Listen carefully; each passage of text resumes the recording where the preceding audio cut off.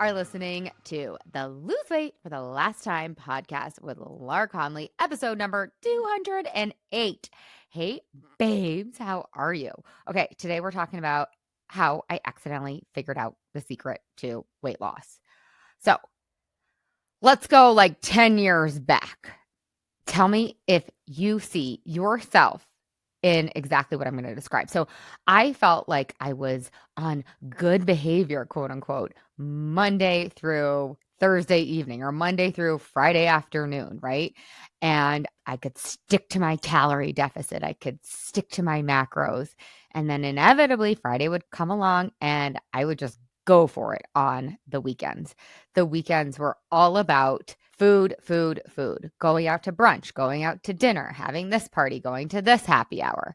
I used food for pleasure. And because of that, I was constantly gaining and losing, gaining and losing, gaining and losing. It's like I would drop 2 pounds by Thursday morning, and then I'd be up 3 by Monday morning. And this cycle continued and continued and continued.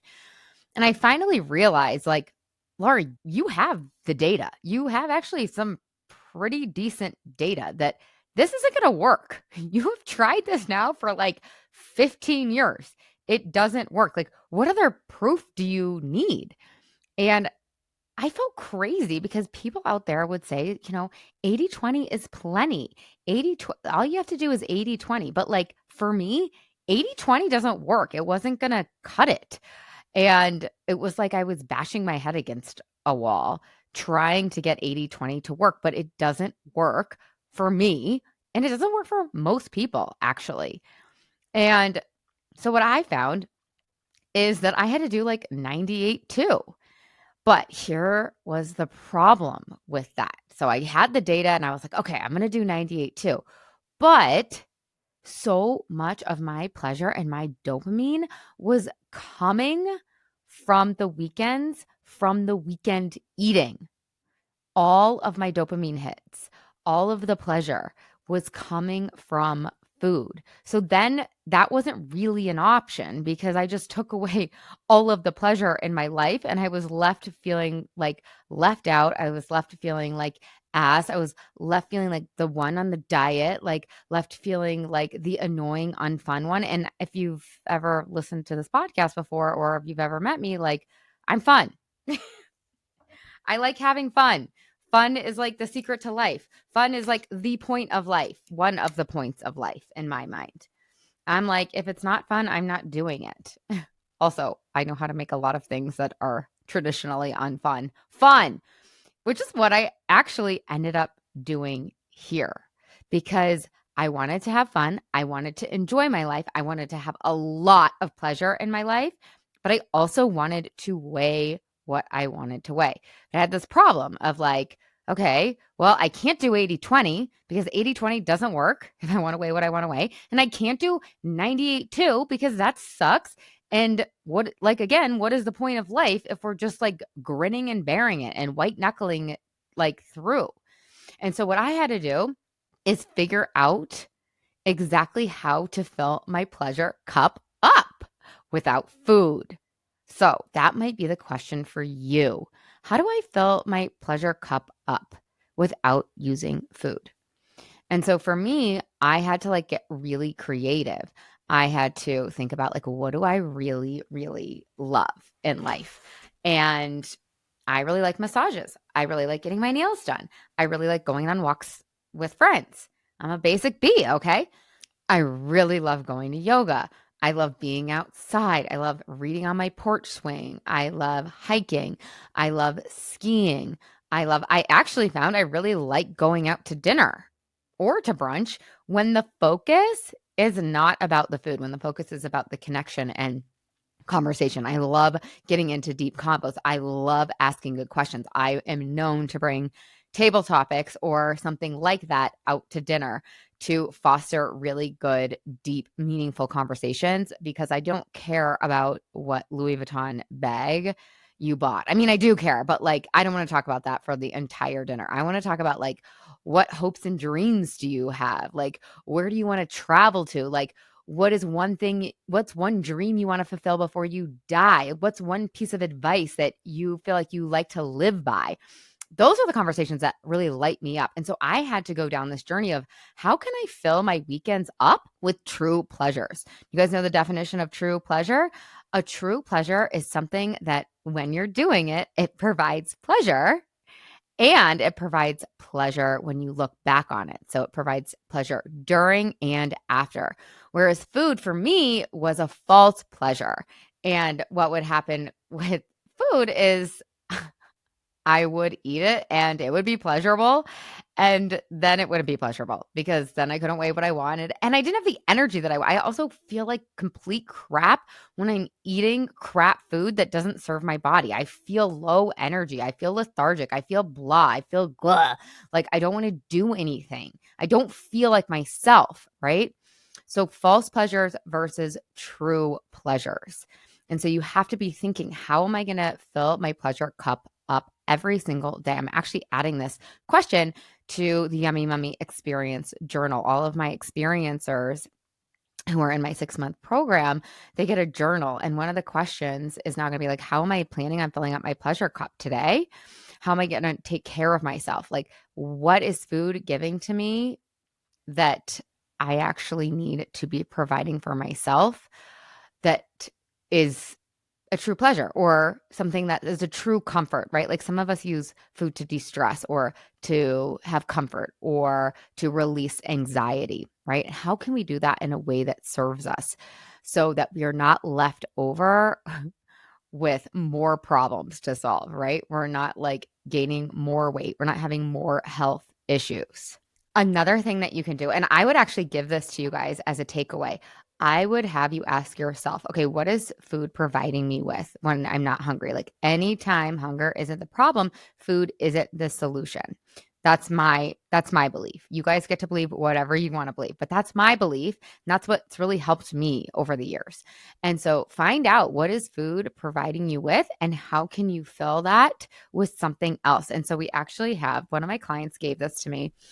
Checklist of everyday pleasures to substitute for food. So this is in the sheet of 150 everyday pleasures is in our Yummy Mummy playbook or workbook.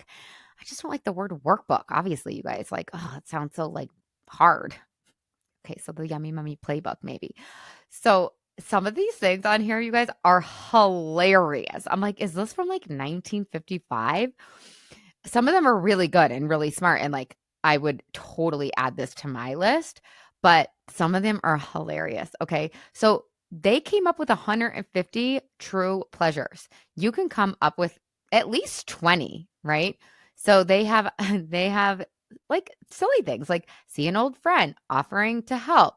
Um what else? Getting a really big hug, relaxing with a cup of coffee or tea, taking a well-deserved nap, watching a sunrise or sunset, caring for a plant or an animal. Now, some of you guys are like rolling your eyes right now, right? Here's the thing. I'm going to give it to you. When you fill your pleasure cup up with true pleasures, you're not going to get a huge spike in dopamine like you might if you eat a Reese's pumpkin, right?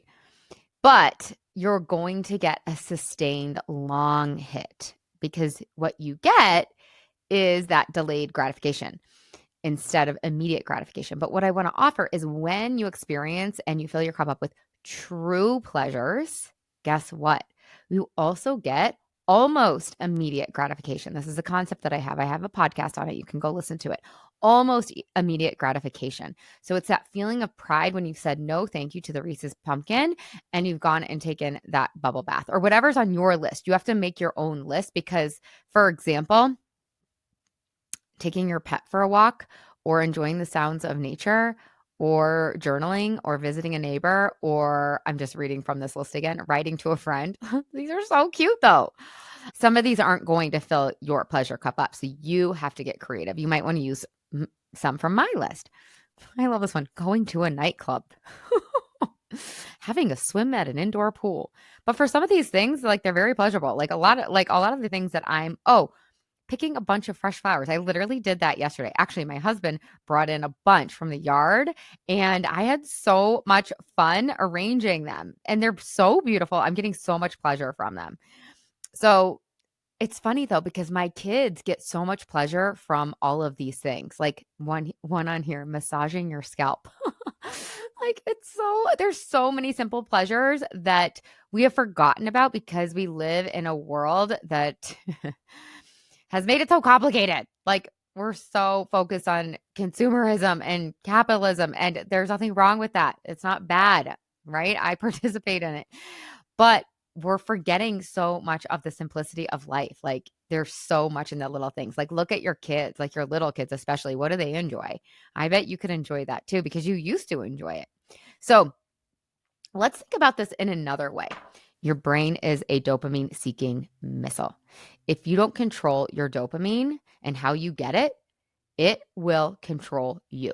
So your brain is going to find dopamine whether you like it or not, right? So if you go 2 days, 3 days without filling your pleasure cup up, without controlling your dopamine, without getting what I like to call delicious dopamine that serves you, your lower brain will find detrimental dopamine like cupcakes, like Reese's Pumpkins, like ice cream.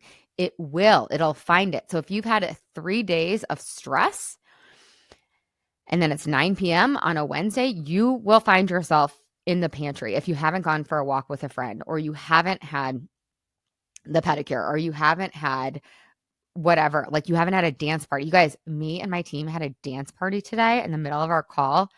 I'm like kind of still on a high from it. Like, I know that sounds silly and stupid. And you're like, oh, that's lame. Yeah, okay, fine. It's lame, but it works. So, like, who cares? Right? So you need delicious dopamine. You do not want detrimental dopamine, and your lower brain will find it because that is the way it's programmed. So you have to be on top of it. You have to one up it. You need to plan your dopamine. There's so much on Instagram now about like how to get healthy dopamine hits, which is like really cool because you can Google it. There's a million and one ideas, or you can just use my list. Checklist of everyday pleasures to substitute for food. Singing or humming. It's true. Skiing down a good slope, reading your favorite magazine. So great. Oh, I love it. So I want you to come up with at least 5 sources of delicious dopamine, at least 5 true pleasures. And I want you to also just start looking for them in your daily life, because if you program your brain, we do this inside the Yummy Mummy experience. Like if you program your brain to look for true pleasures in your day to day, they're probably hidden in plain sight. So we go glimmer hunting inside the Yummy Mummy, and every day we're looking for things that light us up. Every day we're looking for things that make us smile. Every day we're looking for those like little simple things in life, the extraordinary hidden in the ordinary. That's it, you guys. That's what I have. I can't wait to hear yours. So, like, just to kind of summarize, what I figured out is that 80/20 doesn't work, and 98/2 doesn't work unless I have pre-programmed my dopamine, my true pleasures. And that was such a code that had to be cracked. It is a secret that nobody is teaching. And so you're welcome. And if you are picking up what I'm putting down and you want more secrets, I want to encourage you to book a call. I have my calendar open right now, so you can book a coffee chat to see if working together will be right for you. Our January cohort is actually already starting to fill up, which I'm so excited about. We just had someone sign up today who's like one of my favorite people in the world, so that's fun. These groups are so special, you guys. They're so special. And the solution is so new and different and unique because we use hunger hormone health. We use mindset tools, neuroplasticity. We learn how to feel our feelings. We upgrade our emotional intelligence. We have loving accountability. Did you guys know that if you put yourself in a container where you are accountable, you are 95% more likely to hit your goal? Isn't that nuts? So we have that inside. And then we also have fun. Duh. I teach you guys this stuff. We have fun and we learn to really love ourselves and to talk to ourselves so kindly. So it's really the absolute best program that I know that's out there. So I encourage you to book a call. You can do that at lauraconley.com. Let's chat and see if it's right for you. Anyways, I hope you guys have the absolute best week ever, ever, ever, ever, ever. And I think that doing this work now during the holiday season is so important because the holidays can really leave us feeling so depleted and feeling like we are not owning our calendars, like our calendars aren't in control of us. So I like actually want you to put your dopamine hits on your calendar. Every single day, there should be a healthy dopamine, a delicious dopamine, a true pleasure on your calendar every single day. So like today for me, oh, you guys are going to laugh. So one thing that was on my calendar was working out with my coach who's amazing, Nicole Shaka. She's also my friend and she's also hilarious. So I get so much pleasure out of that. Another true pleasure we pulled cards over breakfast. We asked each other table topics at breakfast, which was, I can't even believe we have time to do that at breakfast, but we've been really working on our morning routine. Other true pleasures, like I said, a dance party. Now, this is the one you're going to laugh at. I'm about to go on errands, like running errands. And while I don't like going to the grocery store, I love running errands because I love checking shit off my boxes, right? So I'm going to run errands with my daughter and like we just have fun doing it because we just do Taylor Swift in the car and we have so much fun. So you see, it's not like anything groundbreaking. I'm not getting a pedicure today. I'm not getting a massage today, but it's little tiny things. Oh, I also walked. That is huge, being outside, walking. So one of these tiny, and don't go crazy, you guys, just one tiny thing. It could be 5 minutes. Okay. Start putting it in your calendar and then start following through on your calendar. And if you don't follow through, don't use it as an excuse to quit. Keep trying, keep going. Okay. Get it? Got it? Good. All right. I love you guys so much. I always do that. I'm like, have the best week ever. Oh, here's one more tidbit. Anyways, I love you. Please, pretty please with the cherry on top, share this podcast with a friend. Send lauraconley.com/podcast to a friend that you would like it. And will you guys rate it? Will you review it? Would you do that for me? It literally lights me up when I go in there and I see that there's new likes and then if there's a review, I really lose my mind. Okay. So give me some delicious dopamine. Give me a hit, you guys. Come on, hook me up. All right. I love you. Bye.